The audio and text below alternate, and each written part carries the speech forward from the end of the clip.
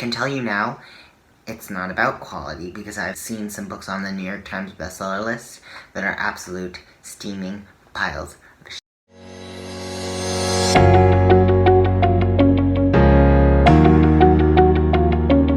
Hello, my name is Tucker, and today I'm going to be talking about the New York Times bestseller list, how it works, why it doesn't work, and all of that stuff.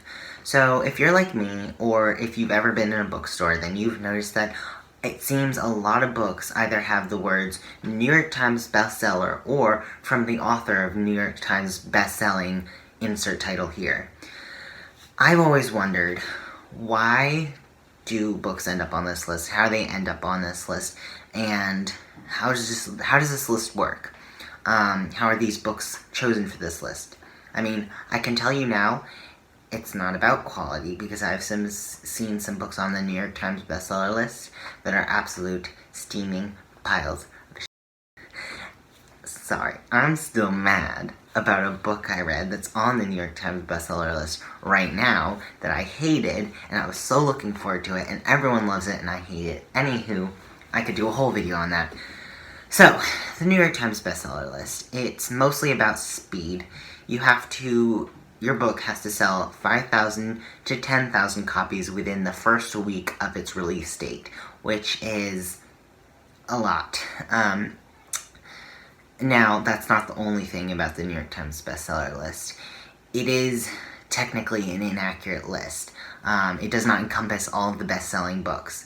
The New York Times actually curates what books they put on that list. For instance, a while ago, the author of The Exorcist sued the New York Times bestseller because his book wasn't on the list and it was technically a bestseller. It was selling at the right amount of speed. Now, the New York Times does actually curate what books they allow because they're assholes. Since New York Times doesn't recognize self-published books on their list, which sucks because there are self-published books that are bestsellers and that are good enough to be on the list, but New York Times is like, no, we're too good for you. Anywho, New York Times bestseller list is inaccurate and unfair. But how do you get on it? There are multiple ways, multiple steps, and multiple things you have to do to get on the New York Times bestseller list. The first thing is pre-orders. If a book is pre-ordered a ton from Amazon or Barnes & Nobles or Books A Million, places like that, then it already, before it's even out, has sells. So if like 10,000 people pre-order a book, when it comes out, it's already hit the 10,000 sell mark and it's already on the bestseller list. That's where phrases like instant New York Times bestseller come from. And how do you get these pre-orders? Well, something not a lot of readers know about is book publicity. Bloggers and reviewers know about this, but generally the public doesn't really know about publicity. So this is advanced reader copies, e-arcs, blog tours, all of this. So what publishers do is they have a marketing plan where they decide how many arcs are going to be printed, advanced reader copies, how many people they're going to send these arcs to, how big an author tour will be.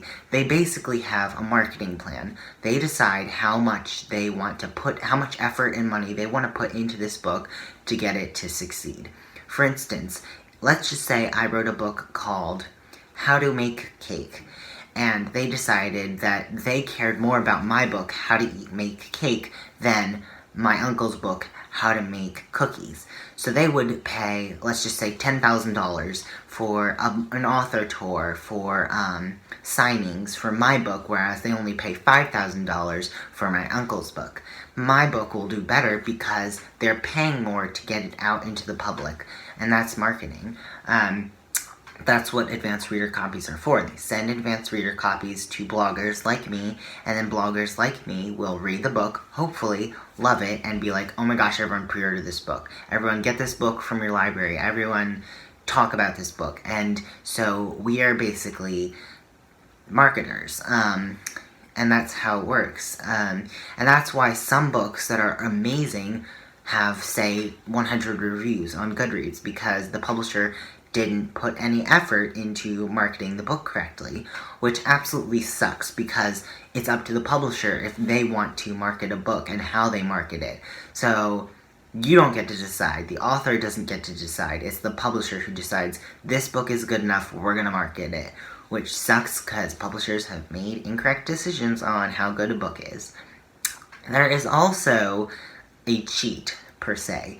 I haven't seen any, but I have heard that there are methods where you pay services, usually upwards of $200,000, to buy your book a bunch of times, I believe, and get you on the New York Times bestseller list.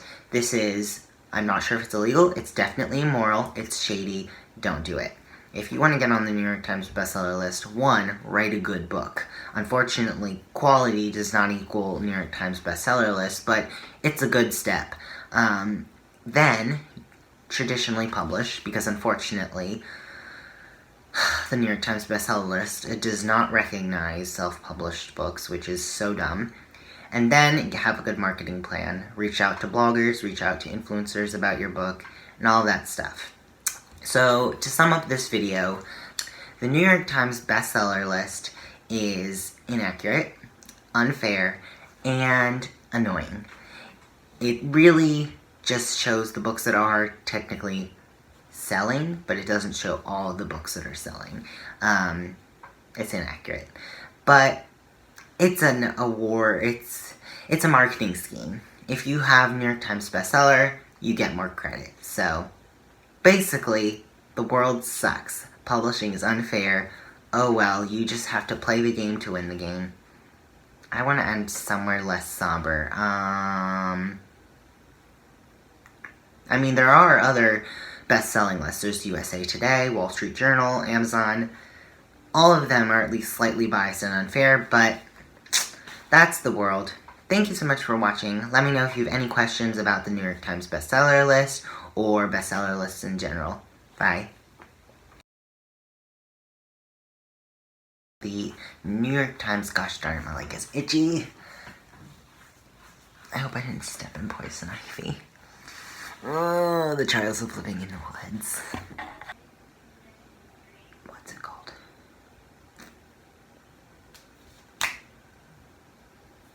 The author of The Exorcism, is that what it's called?